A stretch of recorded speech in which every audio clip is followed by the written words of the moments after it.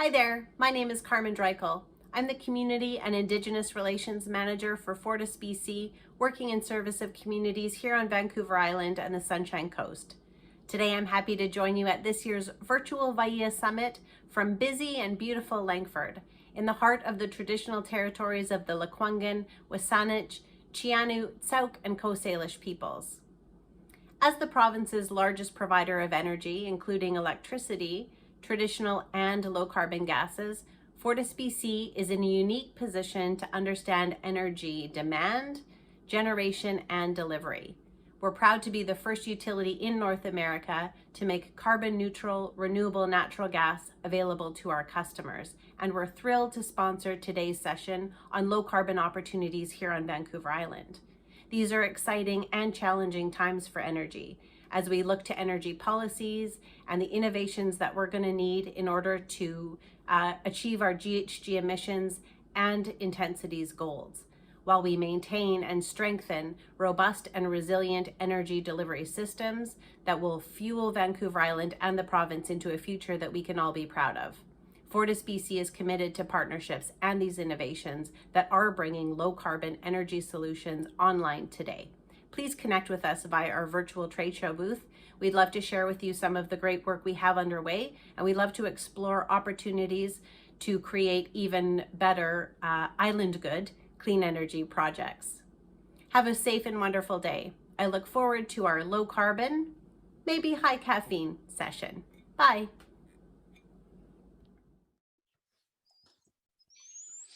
Hey everybody, I'm Bruce Williams. I'm the CEO of the Greater Victoria Chamber of Commerce. My pleasure to be moderating this next section for you.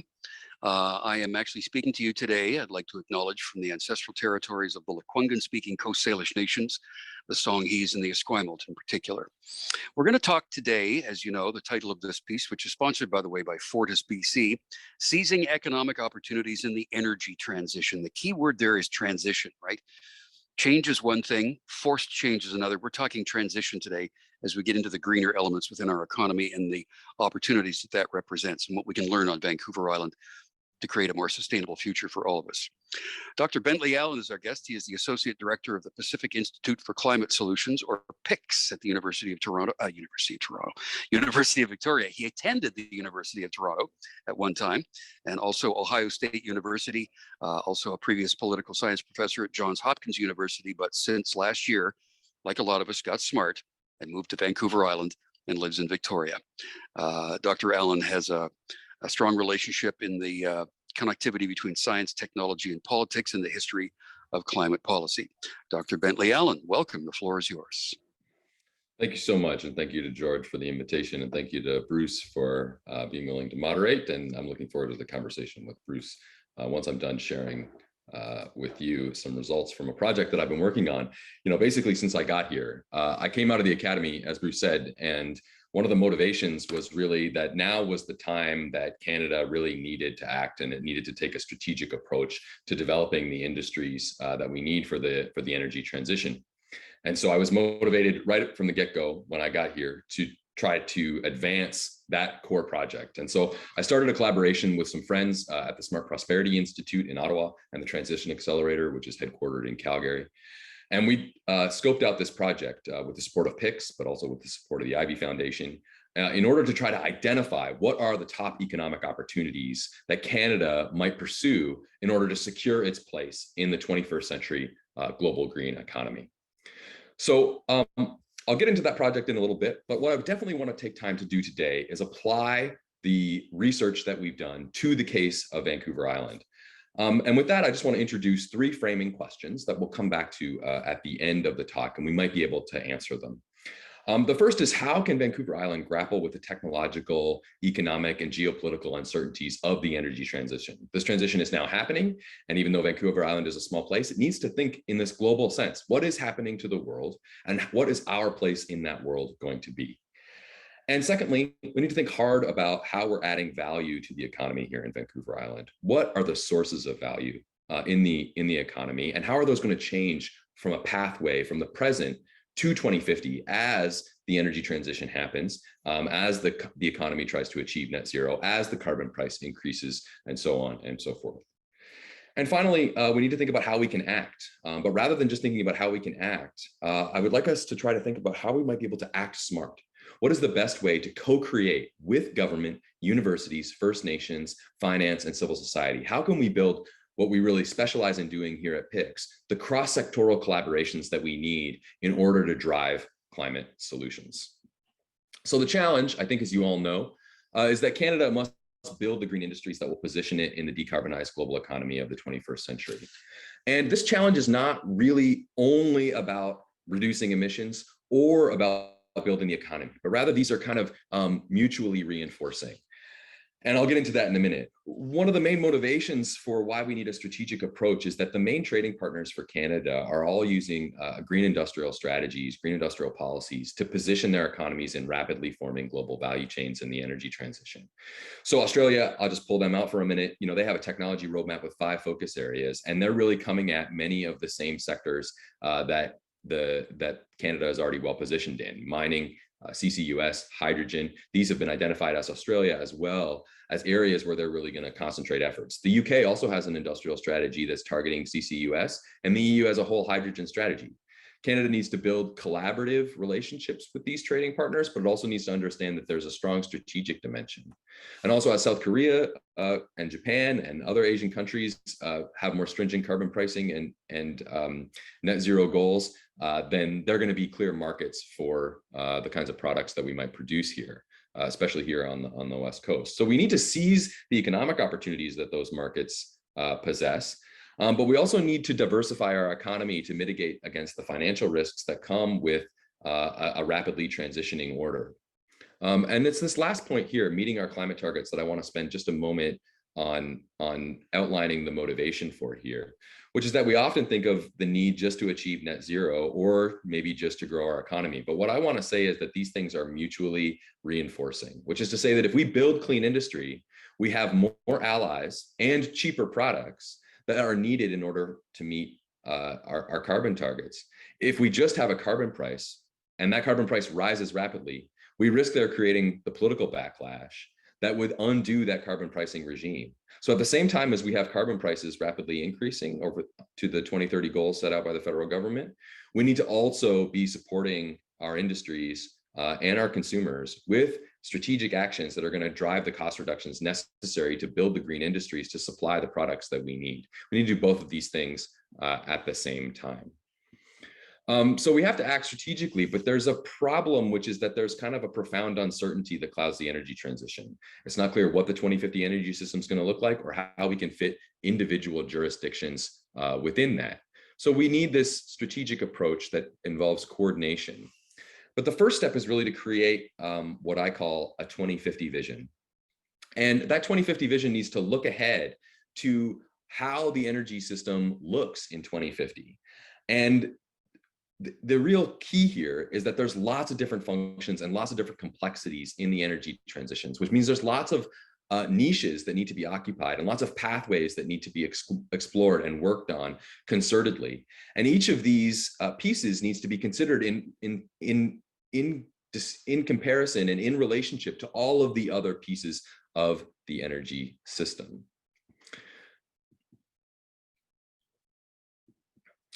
And we also need to think about where are these technologies and where will they be and how are we going to get them to 2050? We can look at which technologies are in emergence, which are in diffusion, and which are in reconfiguration, that is, which are really moving forward, which are really actually getting ready to go mainstream.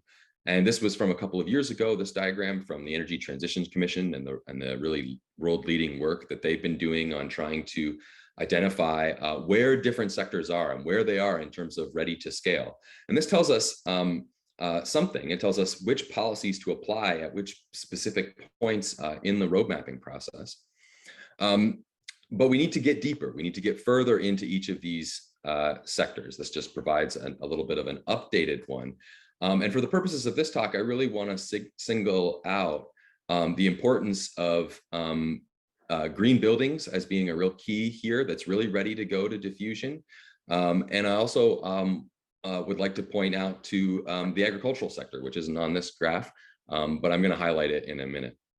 So we need to take all these things into consideration. What does the 2050 energy system look like?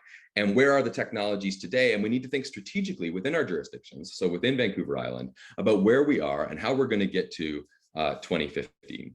But we also need to really, I'm just going to skip over a few of these here, which aren't relevant to this. We also really need to identify opportunities for Canada and for Vancouver Island. So what we did in this project is we created an assessment framework. And that assessment framework really has two pieces. We did an expert survey. We talked to leading experts from business, academia, government, First Nations, and civil society across the country. And we had them do a quantitative game where they had to allocate resources across different opportunity areas in the energy transition. And then we came up with a desk assessment framework, which included really three key things. What's the role of that technology in the net zero future? What are the upstream elements of it that would give Canada some kind of competitive or collaborative advantage? What are the resources and inputs that that industry needs? And what are the innovation clusters that have been developed around those industries? And then we looked downstream to the market potential of that particular industry. And the goal here was to try to really understand which industries had the opportunities to scale, but also could have the demand pull, that downstream market potential that would really allow efficiencies to be created in these industries. And so we identified these top 7 opportunities. Medium and heavy duty zero electric vehicles, zero emissions vehicles include Lion's famous school buses and also some other important forklifts and garbage trucks and niche trucks that Canada actually has a world leading industry in, and we need to provide support for that so that it can achieve global scale. We also have an opportunity in hydrogen, but the opportunity in hydrogen is better today than it will be in 10 years for Canada. So we really need to act now. And there's a strong case that one could make to make this whole talk just about how we could get the hydrogen economy going in Vancouver Island. And that's a set of conversations that I would really like to have with folks. So if you're interested in that, please reach out. My email address is on the PICS website, and I'd be very happy to talk to any of you. We also looked at green steel, cement, and aluminum, these really core pieces of the heavy industry. And we identified aluminum as actually the best place for Canada to develop its expertise and to really pursue global services and manufacturing industry. And then relevant here to Vancouver Island, structural wood and mass timber has been identified as a real key industry. And we'll talk more about that in a minute. We're also promoting a green chemistry cluster, which is actually upstream of lots of different opportunities. If you look at the medium and heavy duty supply chain, battery metals and processing between mining and the battery manufacturing itself is a really key component of that industry. And it's really a chemistry industry in there. And we have lots of great firms in Canada in that niche. And we need to support those firms so that they can find their place in the global battery supply chains, even if we can, in Canada, don't become a leader in battery manufacturing. And of course, we hear a lot in Canada about, and especially in BC, about carbon capture, utilization, and storage. We have some world-leading firms in direct air capture, and we also have some great firms in utilization, such as Svante, which just received a little bit of money from the Strategic Innovation Fund from the federal government. And there's also relevant here, and I'm going to talk about this in a minute, alternative proteins. And we'll talk about that in a second, so I won't belabor that point. And then we identified kind of 3 enabling conditions: a clean grid that will have cheap, reliable, renewable electricity. And Canada has an advantage in that, and that we already have a relatively clean grid. And so we could use that clean grid right now as different carbon pricing schemes come on all along the world. Our products are going to have an advantage, and we should support that. There's also net zero minerals, which it will feed into the supply chains for many of these other opportunities. And we also need strong carbon accounting rules. We need to be able to be sure that we're meeting our carbon pricing standards, clearing border adjustments in other countries. There's lots of very technical stuff here with carbon accounting that we need to get absolutely right. And there's more opportunities. I mean, these opportunities aren't bad. They're great opportunities as well. They just didn't make the very top of our list, but they're also important for the government to pursue and for industries to position themselves in right away. And there's some really great action happening in low carbon shipping here in British Columbia. And I'd be happy to support that. Okay, so let's start off with the case for alternative proteins. So Canada's advantage, so alternative proteins include things that you've already heard of, like the Impossible Burger and those kind of things, but also future technologies that rely on fermentation and cellular agriculture. And those industries are nascent, and we could really make a big push to occupy key positions in those industries at the moment.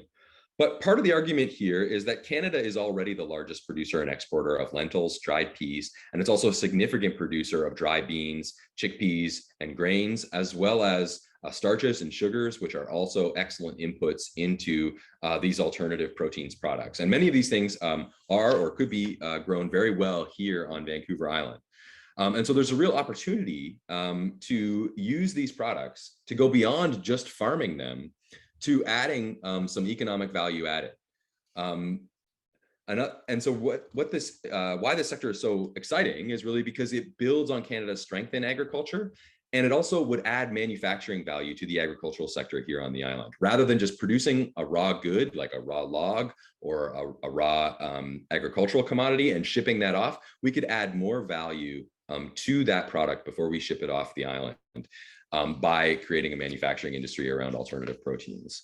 And the reason why we care about this from a climate perspective is that it displaces meat emissions. And as the world grows, it's going to need sources of protein that don't rely on the most intensive forms of the most greenhouse gas intensive forms of food, which are really beef and pork and chicken. And lentils, as a factor is 1/100th of the greenhouse gas impact that beef has. So there's a strong case for us here on the island to really focus, to really talk to the industries, talk to the companies that are here, and really try to build out a manufacturing value-added agri-food sector here on the island. One that's a little further along, and which I'll talk about as well, is the structural wood industry, also known as mass timber. And here what we're talking about are products that have been glued or laminated together, but which have the same kind of strength as steel and cement over certain distances. And so the reason why we support structural wood is because it displaces those cement and steel emissions, really heavy carbon intensive industries that the country and other countries are taking really strong steps to decarbonize, but it's going to be a while before those industries are able to achieve net zero emissions. So the more embodied emissions that we can displace in our buildings, the better in the short term. And again, this just like alternative proteins, here this builds on Canada's existing strength. We're taking an industry where we're already a world leader, and we are trying to add manufacturing value to that industry here in Canada. And this is something that folks are already doing. This is from NRCan's database of mass timber and the state of mass timber here in the country. And on the left side of your screen, you can see that there are 262 ongoing projects in British Columbia to build new buildings using mass timber. And on the right, you can see that we have a number of manufacturing facilities here in British Columbia, but there isn't one located here on Vancouver Island. And I think there's a real opportunity to look to Asia. And I think this is already being done by FP Innovations and by the Forest Investment Innovation Office that the BC government runs to really build out those industries in Asia and try to secure a specific manufacturing location here on Vancouver Island that would be able to ship out to Asia.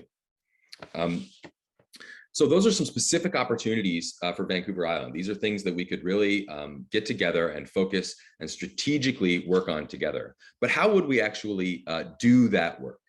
What we're proposing in this project is what we call clean competitiveness roadmaps. Now, clean competitiveness roadmaps seek to, first of all, convene the sector, convene a group of actors, both from industry, from civil society, from First Nations, from government, and finance, and bring them together to start to be able to actually map in real terms, to analyze in real terms, what is the status of the sector and how could we move that sector forward? How could we advance things in that sector? How would this actually work? Well, we center our analysis on the critical role that these core green technologies have. So mass timber or alternative proteins goes here in the middle. And then we also have to look upstream to the innovation capacity and the resources and the inputs that are needed for that technology to be produced. And then we also have to look downstream to the end uses and the markets that technology is going to be delivered into. And then we have to think about all of the actors. And I hope everyone in the audience can see themselves on the screen, because this is a truly collaborative approach that we need. And then once we start to convene and analyze, we can really map the industry. And once we do that, once we start to bring together the firms that that need to be brought together, right, into the same place, we can start to look upstream of those firms to the other clusters, to the other industries that are going to be needed in order to make that industry a really strong world leader in the net zero economy. So we need more efficient and better forestry practices. There's new legislation being tabled in BC right now on the modernization of the industry. We need to figure out what to do with wood waste and slash piles, and we need to figure out how to make better use of secondary growth so that we stop all old growth logging. And those modernization practices are necessary to improving the forestry industry. But then we also need to bring in advanced manufacturing, cheap green energy, and those carbon accounting standards that I mentioned earlier, which are going to be really important to being very precise about how much GHG is being saved by using wood as opposed to cement or steel or other things, right? And then we also need to bring in circular economy principles and circular economy ideas and other connections to things that are happening elsewhere in the economy, recycling, waste, et cetera, in order to bring more materials into this manufacturing wood sector, whether that's from demolition or from tear down or unbuilding. All of this can be brought into the cluster as well.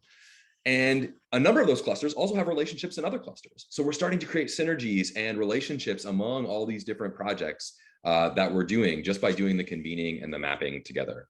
And then we look downstream to try to develop the markets that we need.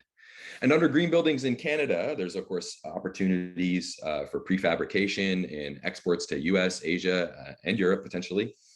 But here in Canada, I just want to mention, a lot of the buildings that are being done are one-off buildings. But there's a real opportunity here to do prefab and to do pre-constructed buildings where the wood, because it has these great structural properties, can be machined very precisely and costs can really be brought down. And that could help bring down the cost of housing here in British Columbia, where things are so expensive. So once we have this whole cluster, then we can start to think, okay, what do we need to do? Let's create a shared 2050 vision. Let's work backwards to what we need to do in 2030 and 2040. And then we can start to overlay the policy and financial packages that we would need in order to deliver on these targets. And all that means really creating our own industrial strategy, right? Creating a strategic approach to building these industries here in Canada. And the foundation of good industrial strategy is public-private collaboration. There's this old sense that what industrial strategy means is a top-down planning process by the government. And that's not at all consistent with what successful industrial strategy looks like in the world today. Today, successful industrial strategy looks like public-private collaboration. For example, in the EU, the way that they set up the battery strategy and the hydrogen strategy was by creating a public-private partnership that was outside government, that was co-funded by the government and business. And it includes deep domain expertise, as well as really strong business spin-up and accelerator functions within it. And what's happening in those kinds of spaces is that the government and industry and civil society and First Nations are exchanging very high quality information with one another, but no one is in charge of the process. So the government doesn't get bogged down in its own bureaucratic processes, and the private sector isn't able to capture the government because there's independent expertise, independent voices, and independent analysis being brought into the situation. I think this is a great model for how we could advance this here on the island, but also in British Columbia more generally.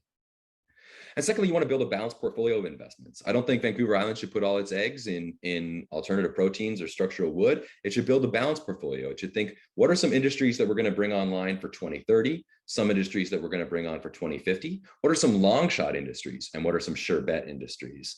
And also, how can we make sure that the geographic coverage of the whole island and of all of British Columbia is being covered by our portfolio? How can we make sure that we're not leaving rural areas or marginalized communities behind? And finally, we need to think hard about what the institutions that we need in order to deliver this are. What are those possible institutions? I already mentioned the EU strategy, and that I really like because it goes beyond just passive R&D incentives. A lot of the times governments promote these research and development programs where you apply and you get funding, but those don't have a strategic element. They don't have a directionality to them. And instead, the examples that I think are really good for research and deployment, research development and deployment are public-private partnerships. And I mentioned the one in the EU, but there's also the US Gas Research Institute, which was what was fundamental to the fracking boom. And we're often told in Canada, well, we don't do industrial strategy in Canada, but actually the oil sands themselves was built on a public-private partnership that was a lot like the US Gas Research Institute. And what these did was they created collaborations between industry, academia, and government to do big public experiments in these areas. So we could do this in forestry, and we already are doing it in forestry, but we could do it in alternative proteins and in mining, where we do big public experiments in research, development, and deployment so that the market can get good information and the government can learn about what regulatory structures are needed. And finally, there is the option of using more top-down targets and deliberation councils, and we have to think hard about when we would want to do that. The UK uses it in the wind and its CCUS industrial strategies, and there might be opportunities to use that here. Once industries are further along and more active supply chain management is needed. But the point is that there's a full menu of options that we could use in order to advance these goals. And any one of them might be appropriate to a specific situation that we're in. So I'll just close by coming back to these three key questions for Vancouver Island. Uncertainty. How can Vancouver Island grapple with the technological uncertainties of the energy transition? Well, it needs to think about its position and it needs to create a vision of the 2050 world economy and situate itself within it. And it needs to build a balanced portfolio of investments. Prosperity prospects. What will be the sources of value added? Well, I've argued that we need to add some manufacturing value added here to the economy. And that could really add some of those $30 jobs that I know the British Columbia government is always trying to advance, and importantly so. And then finally, what are the best institutions? Well, that I think is still to be determined, but these public-private partnerships are really powerful tools, and they really create the space for collaboration and good information flows that we need. So I will leave it there, and I'll thank you for your time, and I look forward to the discussion with Bruce. Thank you, Bentley. You know, that was many things. It's kind of exhilarating, right? And there's a real sense of optimism that comes with all of these possibilities and all the potential you talk about. And I think it's really important that you talked about the PPP, the public-private partnership, because for this to succeed and for this to fully engage, it can't be something that is imposed upon people, right? They have to have a stake in this. That's right. So that comes down to a combination of political will and private will and motivation. So what are some of the catalysts that would make that PPP come together? Well, I think, like you said, it can't be imposed. It has to kind of emerge out of partnership. It kind of has to emerge out of collaboration, right? And I think that if we really try to think about how we can convene, and I think this is something that the chamber does and something that the government does, how we can convene these whole cluster approaches in these areas, I think that's the place to start. Think about all the potential affected aspects of the supply chain as well as their communities, and really get together to think about what vision do we have for our communities and for our industries. And I think that's the place to start, is with the vision. And I think, like you said, once people start to think about it, they'll realize the vision's really exhilarating and that there's lots of win-win opportunities for everybody involved. There are still people that are trying to weigh that argument that's gone on forever and a day, environmental versus economic. Yeah. You know, the idea of making the changes that we need to make, the word of the year, the pivots that we have to make all of this happen. But there has to be that proof that the economic benefit is there. I mean, you hear different numbers, everything from $40 trillion across the planet in the greening of the planet. What's the answer to people that say, well, no, it doesn't make economic sense to do this? You know, that's not the argument I hear much. I think that people, everybody knows this is going to happen, right? The argument that I think is having more traction in stalling things is the argument that, well, we can get away with business as usual for a while. You know, we're good doing what we're doing until 2060. We're good doing what we're doing until 2050. I don't think anybody disagrees that the energy transition is happening, because what we're seeing at this point is with real strong cost declines in solar and wind, and now investment going into every other industry, we're going to see the same thing. We're going to see cost declines in battery costs. Actually, we're already seeing that. We're going to see cost declines in terms of electric vehicles. We're going to see cost declines in terms of fuels. One of the major findings from our research is really that operating costs of everything are going to go down. That's going to be front loaded into CapEx, right? We're going to have to do more investment up front, but our operating costs are going to go down, and that's going to create a permanent economic stimulus. But we know that this transition is going to happen. We know that it's going to happen. It's just a question of when. And I think what I hear is people saying, well, I agree that it's going to happen, but we're just going to invest this tiny little sliver of exploratory money so that we're, putting on a show, or we're having a conversation, or we're starting things. And I think people are going to be really surprised by how fast all this stuff happens. I think people are really, I think you go back to 2010 just for a minute here, and you say, okay, there's going to be no coal-fired power plants in North America in 15 years. People would not believe you. And that's basically where we're headed, and we're headed there really fast. Also in the UK, things have started to happen really fast. So this transition is going to surprise people. It's going to move faster than you think that it will. And the problem is that Canada has lots of downside risk, which is to say that we've got 10% of our economy invested in oil and gas. And what happens if we have what Mark Carney has been warning about, the Minsky moment, which is the moment in which the asset prices of existing oil assets decline rapidly? Then our economy is really in trouble, because we have so many institutional investments tied up with those assets. So we have kind of financial instability. So those are the kind of things I worry about. Is we thought we could do this until 2050, but actually we need to get out of it by 2035, or we waited too late and Australia captured all our market share, or the UK captured all our market share in CCUS, even though we were sitting on a world leading industry a decade ago. So my concern is not arguing, at least I don't have to spend much of my time arguing people that this transition is going to happen. I spend more of my time arguing that we need to act now, because we're going to miss out on economic opportunities. But I think that what you said at the beginning, that debate between the economy versus the environment, I just think that debate's over, because the world is showing us that these are going to become the same thing, and they're rapidly becoming the same thing.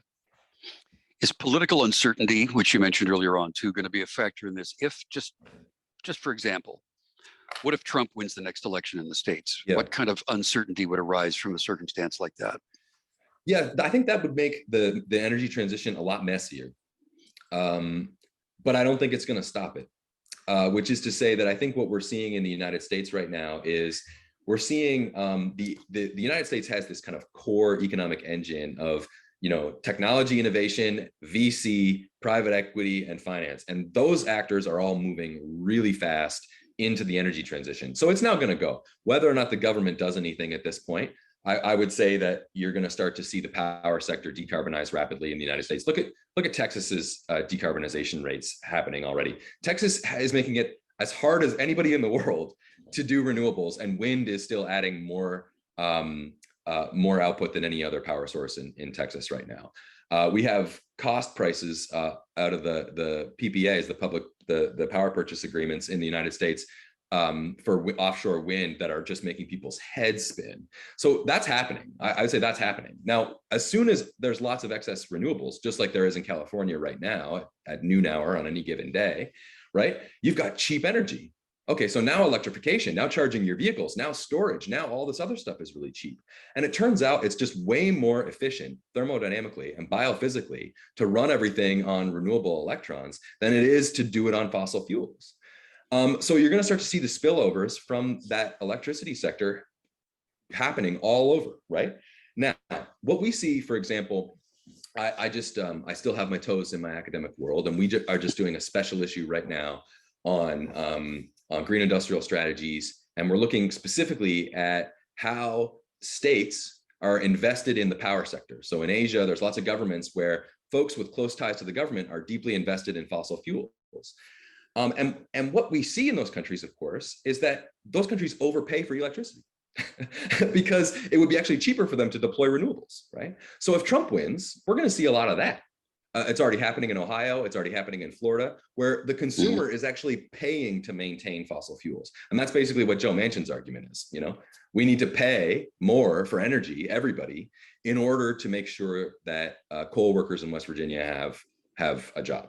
Right. But there's no economic sense for coal to be continue to be pulled out of the ground in the United States at this point.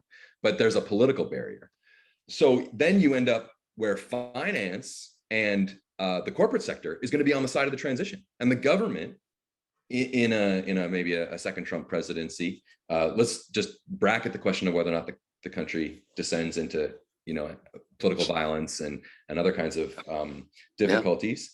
There's going to be this kind of flip where suddenly the business sector is on the side of the energy transition, and politics is on the side of making consumers pay extra for the energy transition, to maintain the fossil fuel consumption.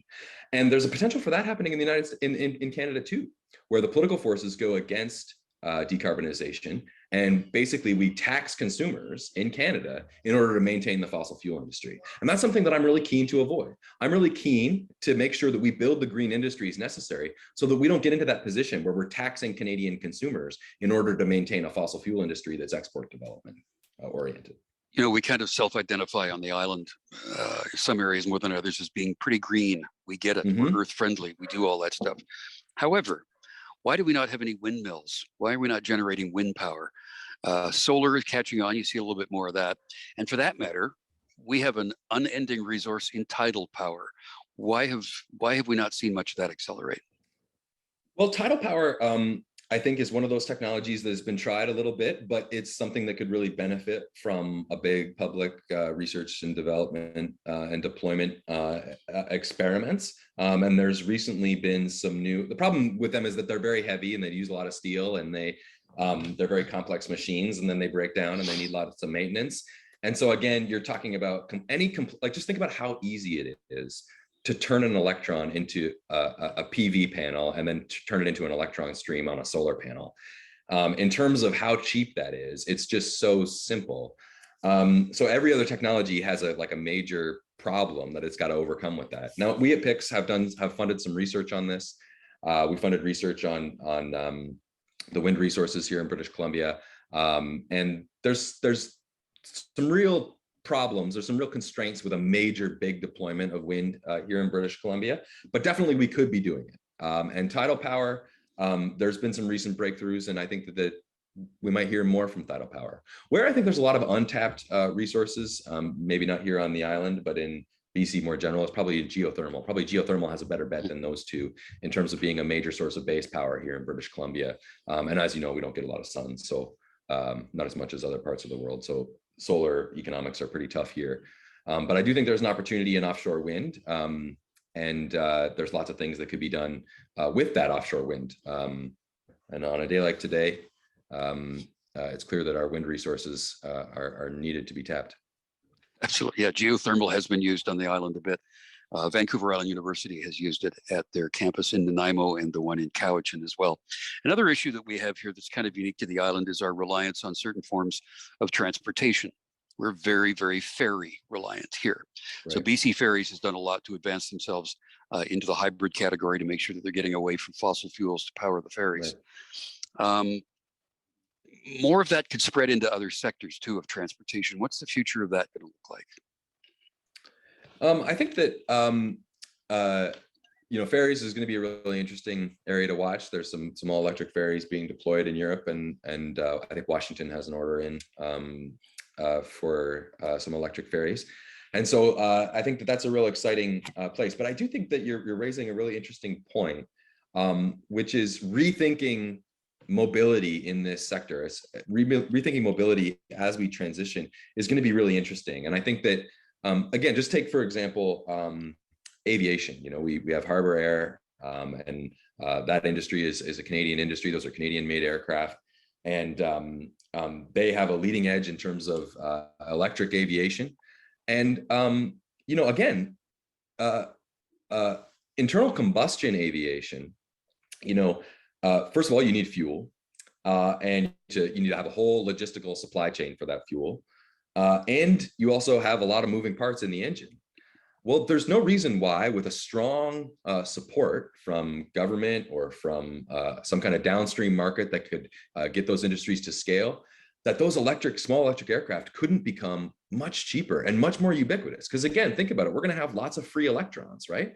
So why wouldn't that plane from Vancouver Island to downtown Vancouver just become a lot cheaper. If we could get it to scale, and if we could sell those planes more, we could get them, get the cost structures down. And in terms of the marginal cost of operating them, that's going to go to almost zero, just the cost of the flight. If you think about it that way, just the cost of the pilot. So there's opportunities to rethink mobility in a world of cheap electrons. And that's part of why that 2050 visioning process that I outlined at the beginning of my talk is so important. You really have to think about the system and what's doing the work in the system. And that allows you to find economic opportunities as you think about where they're going to be cheap electrons and how are we going to be the ones supplying them, or how are we going to be the ones benefiting from those cheap electrons. I want to get into a couple of things here with you too before we get on to the question and answer. There's some companies on the island that have done some very innovative things in the world of sand and gravel and aggregate, for example. Probably the greenest supplier in North America is Butler Brothers, located right here in this region.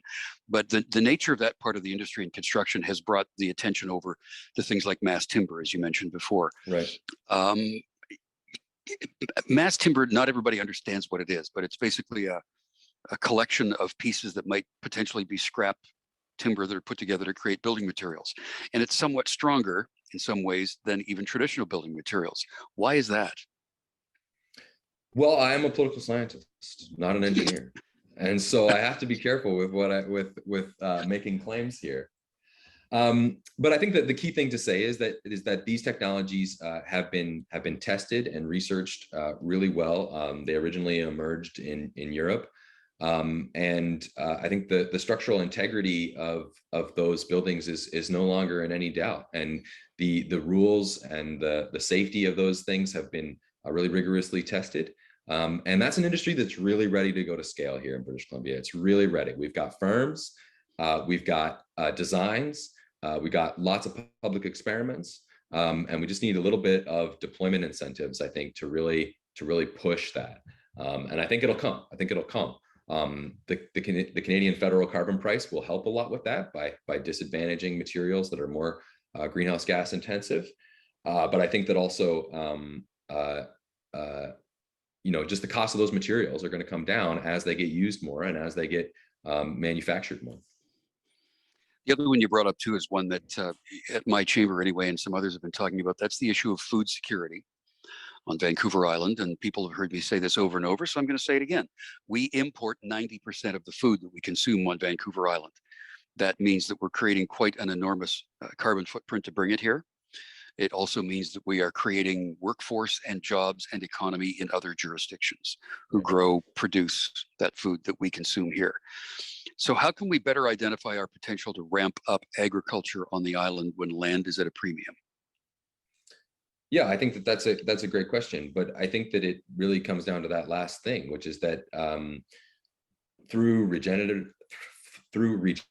agriculture, other kinds of vertical agricultural practices, there's a lot of opportunity to bring the kind of tech smarts and the kind of engineering ingenuity that we bring to all other sectors of our economy to bear on the ag sector. And that's what I would say is interesting about both building and ag, which is that these are huge sectors in Canada, but they're ones that are really ripe for innovation. There are real opportunities in terms of bringing in new ways of doing things into both of those sectors. And we have some great startups here in British Columbia.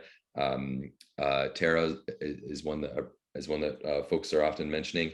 And there's others as well that I think they have some real opportunities to bringing new technologies and new ideas to how we make efficient use of the land that we have.